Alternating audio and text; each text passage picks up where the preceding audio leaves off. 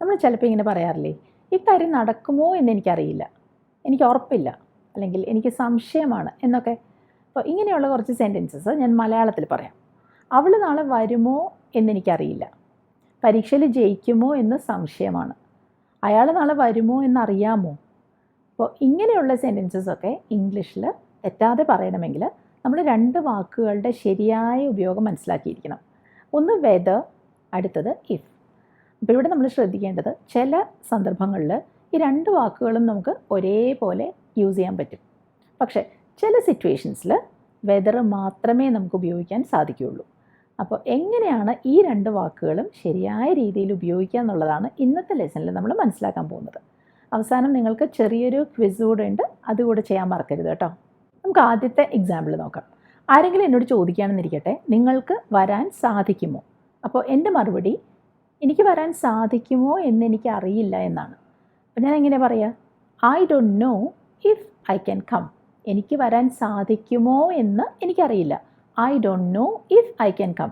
പക്ഷേ ഇതേ സെൻറ്റൻസ് നമുക്ക് ഇഫിന് പകരം വെദർ ഉപയോഗിച്ചും പറയാം. അപ്പോൾ എങ്ങനെ പറയാം? I don't know whether I can come. I don't know whether I can come. ഇവിടെ ഒരു കാര്യം ശ്രദ്ധിക്കണം കേട്ടോ. ഈ വെദറിൻ്റെ സ്പെല്ലിങ് കണ്ടല്ലോ, WHETHER എന്നാണ് സ്പെല്ലിങ്. വേറൊരു വെദർ കൂടെ നമുക്കുണ്ട് ഇംഗ്ലീഷിൽ, കാലാവസ്ഥ എന്നുള്ള അർത്ഥം വരുന്ന WEATHER. രണ്ടും കൂടെ മാറിപ്പോകരുത് കേട്ടോ. അടുത്ത എക്സാമ്പിൾ, പരീക്ഷ നീട്ടി വയ്ക്കുമോ എന്ന് എനിക്കറിയില്ല. I don't know if the exam will be postponed. അപ്പോൾ നീട്ടി വയ്ക്കുക എന്നുള്ളതിനാണ് ടു ബി പോസ്റ്റ്പോൺഡ് എന്ന് ഞാൻ പറഞ്ഞത്. അപ്പോൾ I don't know if the exam will be postponed. ഇതേ സെൻറ്റൻസ് നമുക്ക് വെദർ ഉപയോഗിച്ചും പറയാം. I don't know whether the exam will be postponed. സംശയമില്ലല്ലോ. ഒരു ഉദാഹരണം കൂടെ നോക്കാം. ഈ കാര്യം നിങ്ങളോട് പറയണമോ എന്ന് എനിക്കറിയില്ല. അപ്പോൾ മുൻപ് നമ്മൾ കണ്ടല്ലോ, ഇങ്ങനെയുള്ള സെൻറ്റൻസസ് നമുക്ക് ഇഫ് അല്ലെങ്കിൽ വെദർ ഉപയോഗിച്ച് പറയാം. അപ്പോൾ ഐ ഡോണ്ട് നോ ഇഫ് അല്ലെങ്കിൽ whether I should tell you this. ഇവിടെ ഒരു കാര്യം, ഇപ്പോൾ നമ്മൾ കണ്ടല്ലോ ഐ ഡോണ്ട് നോ എന്ന് പറഞ്ഞ സെൻറ്റൻസ് തുടങ്ങിയിരിക്കുന്നത്. അതിന് പകരം ഞാൻ ഐ എം നോട്ട് ഷുവർ എന്ന് പറയാൻ പോവുകയാണ്. ഐ എം നോട്ട് ഷുവർ എന്ന് പറഞ്ഞാൽ എന്താ അർത്ഥം? നമുക്കൊരു കാര്യത്തെപ്പറ്റി അത്ര ഉറപ്പില്ല, നമുക്ക് കൃത്യമായിട്ട് അത് അറിയില്ല എന്നാണ് അർത്ഥം, അല്ലേ? അപ്പോൾ ഏകദേശം ഒരേ അർത്ഥം തന്നെയാണ് വരുന്നത്. ഒരു കാര്യത്തെപ്പറ്റി സംശയമാണെന്നാണ് നമ്മൾ ഈ പറയുന്നത്. അപ്പോൾ ഞാൻ പറയാൻ പോവാണ് I M not sure if I should tell you this. ഇതേ കാര്യം നമുക്ക് വെദർ ഉപയോഗിച്ചും പറയാം. ഇതേ രീതിയിൽ വേറൊരു സെൻറ്റൻസ് കൂടി നോക്കാം. I M not sure if the guests have arrived. അതിഥികൾ എത്തിയിട്ടുണ്ടോ എന്ന് എനിക്ക് ഉറപ്പില്ല.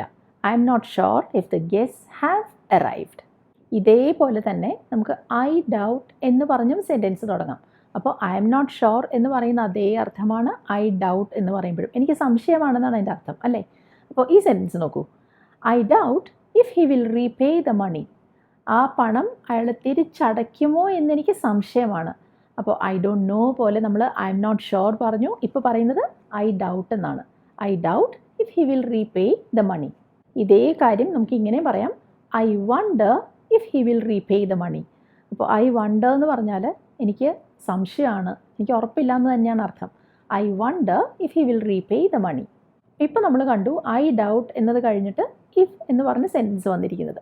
പക്ഷേ ഇവിടെ ഒരു കാര്യമുണ്ട്, കുറച്ചുകൂടി ഫോർമലായിട്ട് പറയണമെങ്കിൽ ഐ ഡൗട്ട് എന്നത് കഴിഞ്ഞ് വെദർ പറയുന്നതാണ് കൂടുതൽ നല്ലത്. ഇഫും പറയാം, പക്ഷേ റിട്ടൺ ഇംഗ്ലീഷിലൊക്കെ കൂടുതലായിട്ടും നമ്മൾ ഐ ഡൗട്ട് എന്നത് കഴിഞ്ഞ് വെദറാണ് പറയാറുള്ളത്. അപ്പോൾ ഈ സെൻറ്റൻസ് നോക്കൂ.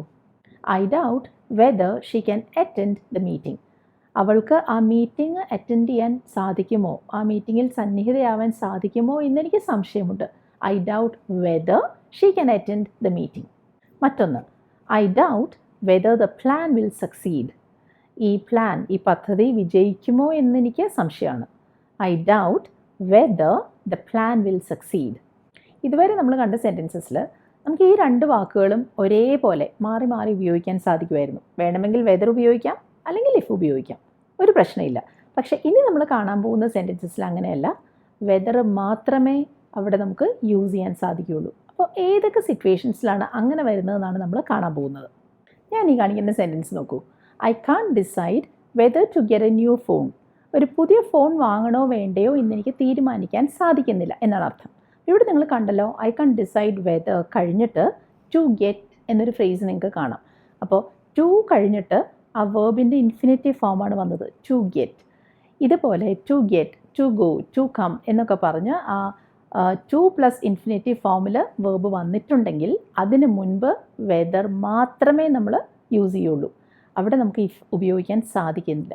അതുകൊണ്ടാണ് ഞാൻ പറഞ്ഞത് I can't decide whether to get a new phone എന്ന്. അവിടെ ഇഫ് പറഞ്ഞാൽ അത് തെറ്റാകുമായിരുന്നു. മറ്റൊരു sentence, I don't know whether to tell her the truth. അവളോട് സത്യം പറയണോ വേണ്ടയോ എന്നെനിക്കറിയില്ല. കണ്ടല്ലോ, ഐ ഡോണ്ട് നോ വെദർ കഴിഞ്ഞിട്ട് വന്നിരിക്കുന്നത് എന്താ നോക്കൂ, ടു ടെൽ. ഇപ്പോൾ ടു പ്ലസ് ഇൻഫിനിറ്റീവ് വന്നു അല്ലേ, അതുകൊണ്ടാണ് അവിടെ നമ്മൾ വെദർ ഉപയോഗിച്ചത്. ഇവിടെ I don't know if to tell her the truth എന്ന് പറഞ്ഞിരുന്നെങ്കിൽ അത് തെറ്റാകുമായിരുന്നു. She didn't know whether to call him. അയാളെ വിളിക്കണോ എന്ന് അവൾക്ക് അറിയില്ലായിരുന്നു. She didn't know whether to call him. കണ്ടല്ലോ, വെദർ കഴിഞ്ഞ് ടു കോളിന് വന്നു, അതുകൊണ്ടാണ് നമ്മളവിടെ ഇഫ് യൂസ് ചെയ്യാത്തത്. അപ്പോൾ ടു പ്ലസ് ഇൻഫിനിറ്റീവ് എന്ന ഫോമിൽ വേർബ് വരുന്നുണ്ടെങ്കിൽ അതിന് മുൻപ് നമ്മൾ ഒരു കാരണവശാലും ഇഫ് യൂസ് ചെയ്യില്ല, വെദർ മാത്രമേ പറയുള്ളൂ. ഇനി നമ്മൾ നോക്കാൻ പോകുന്നത് നിർബന്ധമായും വെദർ തന്നെ ഉപയോഗിക്കേണ്ട രണ്ടാമത്തെ സിറ്റുവേഷനാണ്. ഞാൻ ഈ കാണിക്കുന്ന സെൻറ്റൻസ് നോക്കൂ. I don't know whether to stay or leave. നിൽക്കണോ പോണോ എന്നെനിക്കറിയില്ല. ഈ സെൻറ്റൻസിലൊരു കാര്യം ശ്രദ്ധിച്ചോ, നമുക്ക് തിരഞ്ഞെടുക്കാൻ രണ്ട് ചോയ്സസ് ഉണ്ട്, രണ്ട് ഓൾട്ടർനേറ്റീവ്സ് ഉണ്ട്. ഇതിലേത് വേണമെങ്കിലും ചെയ്യാം, നിൽക്കാം അല്ലെങ്കിൽ പോകാം. അങ്ങനെ രണ്ട് ചോയ്സസ് നമുക്കുള്ളപ്പോൾ അവിടെ നമ്മൾ വെദർ ആണ് യൂസ് ചെയ്യുക. അതുകൊണ്ട് ഞാൻ പറഞ്ഞത് I don't know whether to stay or leave. അവിടെ നമ്മൾ ഇഫ് എന്ന് ഒരു കാരണവശാലും പറയില്ല. മറ്റൊരു sentence, I don't know whether to study or take a break. പഠിക്കണോ അതോ ഒരു ബ്രേക്ക് എടുക്കണോ എന്നെനിക്കറിയില്ല. രണ്ട് ഓപ്ഷൻസ് ഉണ്ട്, അതുകൊണ്ടാണ് വെദർ പറഞ്ഞത്. I don't know whether to study or take a break. ഇപ്പോൾ നമ്മൾ കണ്ടത് എന്താണ്, ടു പ്ലസ് ഇൻഫിനിറ്റീവ് എന്ന ഫോമിലാണ് വേർബ് വന്നിരിക്കുന്നതെങ്കിൽ അതിന് മുൻപായിട്ട് വരുന്നത് വെദർ ആയിരിക്കും. ഒരിക്കലും നമ്മളവിടെ ഇഫ് യൂസ് ചെയ്യില്ല അല്ലേ.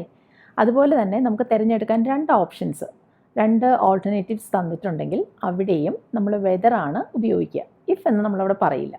ഇനി നമ്മൾ കാണാൻ പോകുന്നത് ഇതുപോലെ തന്നെ വെദർ ഉപയോഗിക്കുന്ന മൂന്നാമത്തെ സിറ്റുവേഷനാണ്. ഈ സെൻറ്റൻസ് നോക്കൂ. I'm thinking about whether I should buy the dress. ആ ഡ്രസ്സ് വാങ്ങണോ വേണ്ടയോ എന്നതിനെക്കുറിച്ച് ഞാൻ ചിന്തിക്കുകയാണ് എന്നാണ് ഈ പറഞ്ഞത്. അപ്പോൾ സെൻറ്റൻസ് കണ്ടല്ലോ, ഐ എം തിങ്കിങ് അബൌട്ട് എന്നാണ് ഞാൻ പറഞ്ഞത്. ഈ അബൌട്ട് എന്ന് പറയുന്നത് ഒരു പ്രെപ്പസിഷനാണ്. നമ്മൾ in, on, at, for, into, with എന്നൊക്കെ പറയില്ലേ, അതേപോലെ ഒരു പ്രെപ്പസിഷനാണ് ഈ അബൌട്ടും. അങ്ങനെ പ്രെപ്പസിഷൻസ് വന്നു കഴിഞ്ഞാൽ അതിന് ശേഷം വെദർ ആയിരിക്കും വരിക. ഒരിക്കലും നമ്മളവിടെ ഇഫ് എന്ന് പറയില്ല. അപ്പോൾ ഈ sentence I'm thinking about if I should buy the dress എന്ന് പറഞ്ഞാൽ അത് തെറ്റാണ്. കാരണം അബൌട്ട് വന്നല്ലോ പ്രെപ്പസിഷൻ, അത് കഴിഞ്ഞ് വെദർ വരണം. ഒരു സെൻറ്റൻസ് കൂടെ കാണിക്കാം. Our plans depend on whether it rains tomorrow. നാളെ മഴ പെയ്യുമോ ഇല്ലയോ എന്നതിനെ ആശ്രയിച്ചാണ് നമ്മുടെ പ്ലാൻസ് ഒക്കെ നിൽക്കുന്നത്. അവർ പ്ലാൻസ് ഡിപ്പെൻഡ് ഓൺ എന്നാണ് ഞാൻ പറഞ്ഞത്. ഓൺ ഒരു പ്രെപ്പസിഷനാണല്ലോ, അതുകൊണ്ടാണ് അവർ പ്ലാൻസ് ഡിപ്പെൻഡ് ഓൺ വെദർ എന്ന് പറഞ്ഞത്. കണ്ടല്ലോ, പ്രെപ്പസിഷൻ കഴിഞ്ഞാൽ വെദർ വരണം. ഇന്നത്തെ ലെസണിൽ തുടക്കത്തിൽ തന്നെ നമ്മൾ മനസ്സിലാക്കിയൊരു കാര്യം നിങ്ങൾക്ക് ഓർമ്മയുണ്ടല്ലോ, ചില സിറ്റുവേഷൻസിൽ ഇഫ് അല്ലെങ്കിൽ വെദർ ഇതിലേത് വേണമെങ്കിലും ഒരേപോലെ നമുക്ക് യൂസ് ചെയ്യാൻ സാധിക്കും. അപ്പോൾ അങ്ങനെയുള്ളൊരു എക്സാമ്പിൾ ഞാനിവിടെ കാണിക്കുകയാണ്. I don't know if the exam will B cancelled. പരീക്ഷ റദ്ദാക്കുമോ എന്ന് എനിക്കറിയില്ല. ഇത് നമുക്ക് വെദർ ഉപയോഗിച്ചും പറയാം. I don't know whether the exam will B cancelled. പക്ഷേ ഇനി ഞാൻ പറയാൻ പോകുന്നത് ശ്രദ്ധിക്കൂ കേട്ടോ. പരീക്ഷ തിങ്കളാഴ്ച ആയിരിക്കുമോ ചൊവ്വാഴ്ച ആയിരിക്കുമോ എന്നെനിക്കറിയില്ല. അവിടെ നമുക്ക് രണ്ട് ഓപ്ഷൻസ് ഉണ്ട് അല്ലേ, നമുക്ക് ചോയ്സസ് ഉണ്ട് രണ്ടെണ്ണം, തിങ്കളാഴ്ച അല്ലെങ്കിൽ ചൊവ്വാഴ്ച. അവിടെ നമ്മൾ വെദർ മാത്രമേ പറയുള്ളൂ. എന്ത് പറയും? I don't know whether the exam will B on Monday or Tuesday. കണ്ടോ, ഐ ഡോണ്ട് നോ വെദർ എന്നാണ് ഞാൻ പറഞ്ഞത്. ഇവിടെ നമുക്ക് ഇഫ് പറയാൻ പറ്റില്ല.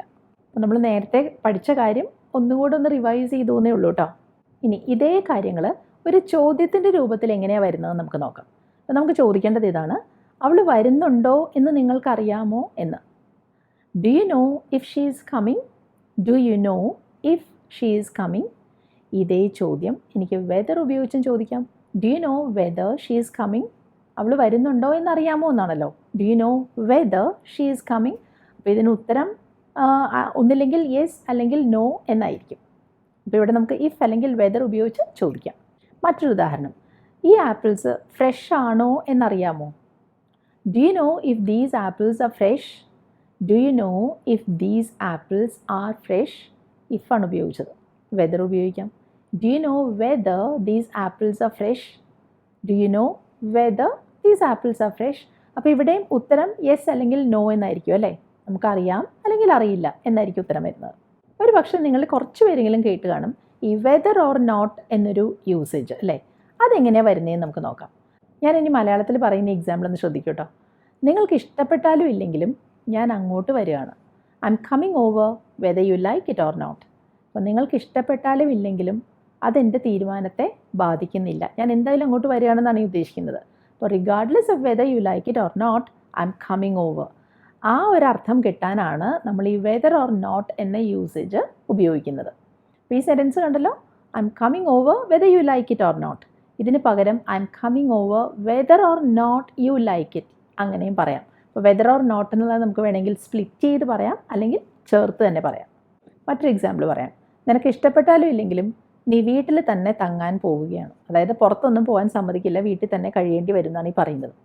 അപ്പോൾ ഇംഗ്ലീഷിൽ എങ്ങനെ പറയും? You are going to stay home whether you like it or not. കണ്ടോ, അവിടെ ഈ പറഞ്ഞ ആളുടെ ഇഷ്ടത്തിന് യാതൊരു പ്രസക്തിയുമില്ല. അതുകൊണ്ടാണ് you are going to stay home whether you like it or not. ഇങ്ങനെയും പറയാം, you are going to stay home whether or not you like it.